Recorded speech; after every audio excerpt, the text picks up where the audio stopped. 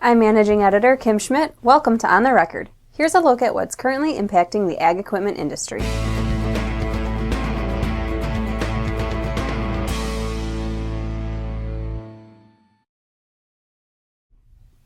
After a solid pickup in revenues in 2014, 47% of North American dealers see sales revenues from their rural lifestyle and large property owner segments increasing again in the year ahead.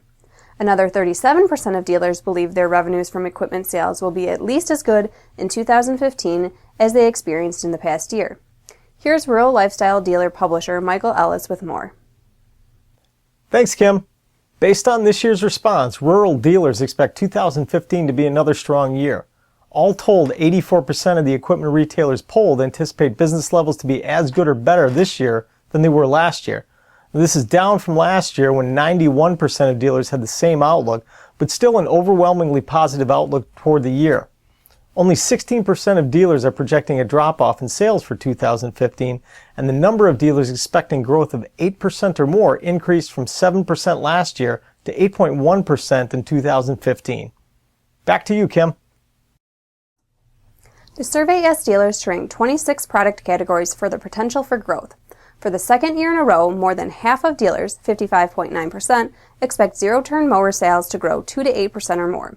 Last year, 64.9% of dealers forecasted similar growth.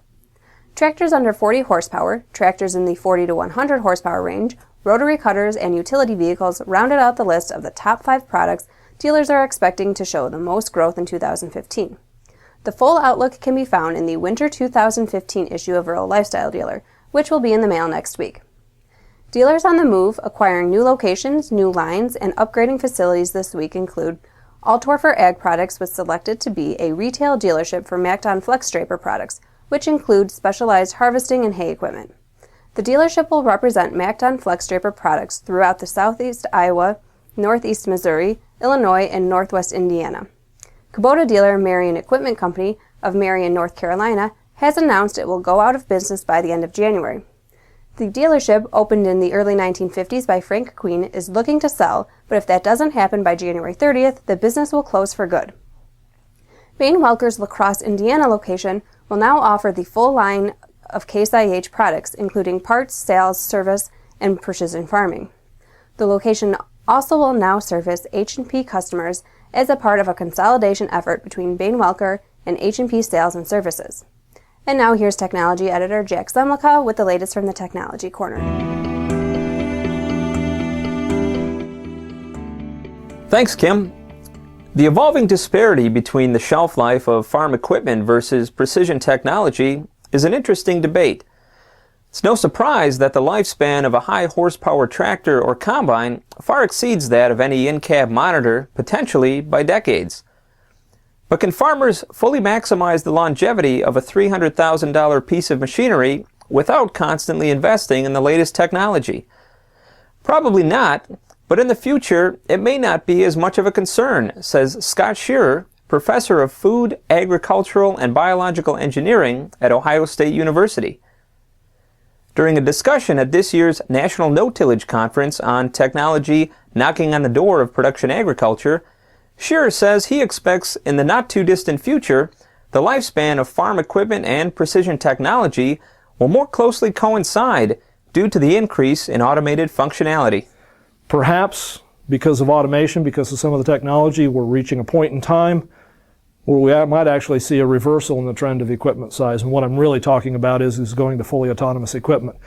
I think for a long time people thought about automation as a way to replace labor. I don't think that's the case. Really what I'm looking at in some respects is the compaction penalty and whether or not reducing gross vehicle weights by going to automated equipment, I'm talking about gross vehicle weights of less than 10,000 pounds, whether or not there's a sufficient gain in productivity to offset the cost of automation. While skeptics say more electronics equals more potential for problems, Shearer suggests the cropping system of the future will include 60 to 70 horsepower autonomous tractors weighing less than 10,000 pounds with adjustable ground clearance, armed with sensing technology, and able to work 24 hours, 7 days a week. Back to you, Kim. Thanks, Jack. Following years of solid growth, demand for large ag equipment began to drop in 2014, while smaller ag equipment continue to grow, says Mig Dobre, analyst with R.W. Baird. The next 2 years will continue to be tough for ag equipment sales, according to Dobre.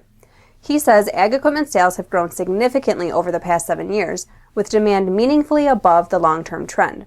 As a result, we currently have the youngest large ag equipment fleet in 3 decades. This, combined with the steep decline in crop prices, is resulting in meaningful declines in equipment sales, he says. Baird's outlook for 2015 is generally in line with Deere's outlook. Dobre says they assume a 40% decline in large ag equipment demand, bringing it below the long-term trend. After the Association of Equipment Manufacturers released its December tractor and combine sales report on January 12th, John Deere released its retail sales comment. For row crop tractors, four-wheel drive tractors, and combines, Deere's sales were down more than the industry. For utility tractors, Deere's sales were up, but were less than the industry average. The farm equipment industry was focused on falling commodity prices and their negative effect on farm machinery sales in 2014. But looking at total retail sales for 2014, in comparison with the 5-year and 10-year averages in the January 12th Baird report, it may surprise you just how close the 2014 numbers match up. Tractor sales were all above the 5 or 10-year average, and combine sales were only slightly below the 10-year average. Retail sales of compact tractors under 40 horsepower for 2014 far surpassed both the 5 and 10-year averages, at more than 23,000 above the 5-year average and almost 10,000 more than the 10-year average. Tractors in the 40 to 100 horsepower range reached total sales for the year of 68,519, about 10,000 above the 5-year average and on par with the 10-year average.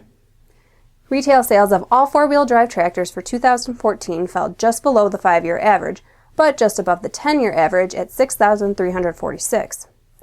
Combine sales came in just under the 5 and 10-year averages at 10,263. That is only about 600 lower than the 10-year average. And now from the Ag Equipment Archives. In 1991, initial optical sensing research at Oklahoma State University focuses on detecting and spraying weeds.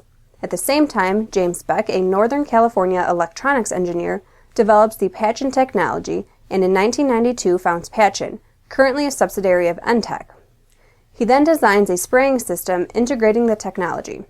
This integrated optical sensing became the basis for the GreenSeeker variable rate fertilizer application system and WeedSeeker, which uses similar technology to selectively spot spray weeds.